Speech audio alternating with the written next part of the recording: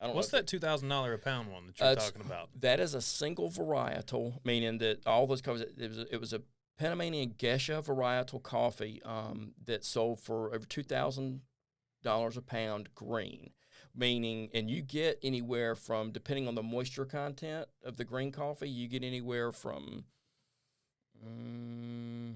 really around 15 to 17% weight loss. And so really, it's add 20% or add 17% to the $2,000 a pound by the time you get roasted coffee. Right. So it's one of those things where I've never bought any because That's a lot. Yeah, that's a lot. That's ridiculous. Yeah. That is not. Why is that so expensive?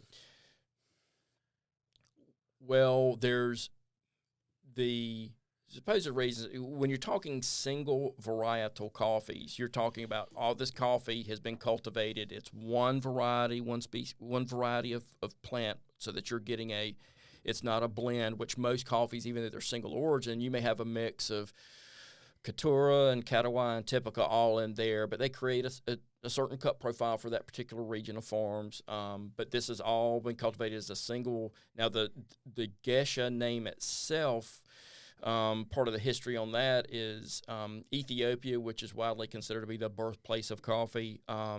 From hundreds of years ago, there was an Ethiopian Gesha varietal that began to be, like so many of the traders back then, they would take, and that's why one of the more popular varieties down in grown a lot in Brazil and then in some other areas is a Bourbon. It's spelled Bourbon, but it's pronounced Bourbon, because some of the French traders had taken it and planted it in some of these other areas to start a crop, like a lot of these things started, hundreds of years ago.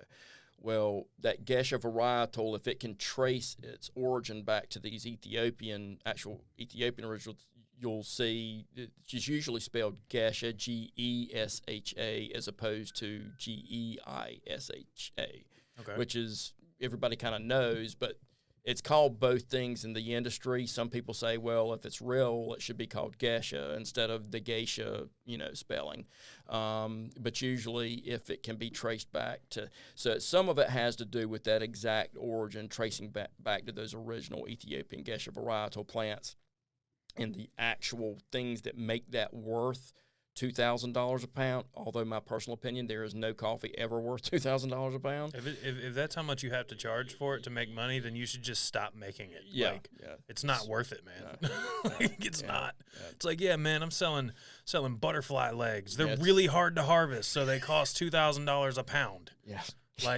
Yeah, that's no. I'm just gonna stop selling butterfly legs. That's what I'm gonna do. Yeah, and that seems like a reasonable thing. But for instance, I had a Guatemalan geisha coffee that I sold for $35 a pound. That Guatemalan geisha, I actually preferred the cut profile on that to even the say $65 a pound Jamaican Blue Mountain that I had in.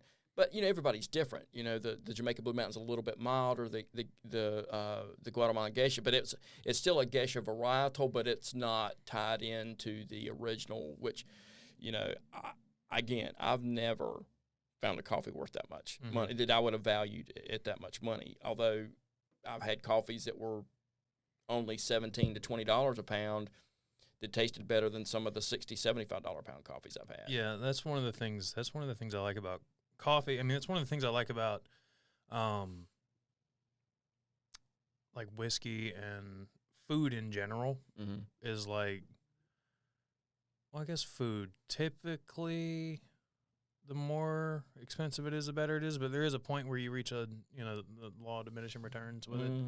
But something like whiskey is actually a much better example. Somebody could buy like a $10 bottle of whiskey that's just like supposed to be gross or whatever. They love it. They drink it room temperature, just neat, no ice, no nothing. And I might find that gross, or I might love it. Like Bullet Bourbon's a great example of this. Bullet, it's not expensive. Thank you for pronouncing that correctly too. What, Bullet? Yeah, there's a lot of people that mispronounce Bullet. How do they say it? Bullet? No, you pronounced it correctly. They think it's supposed to be fancy, and Yeah, it's 50. Isn't it like $20 a bottle? I don't. It's not expensive. Right. Yeah, but it's good. Like it's a good whiskey. Anyway, that's what I like about that. Like you can kind of like.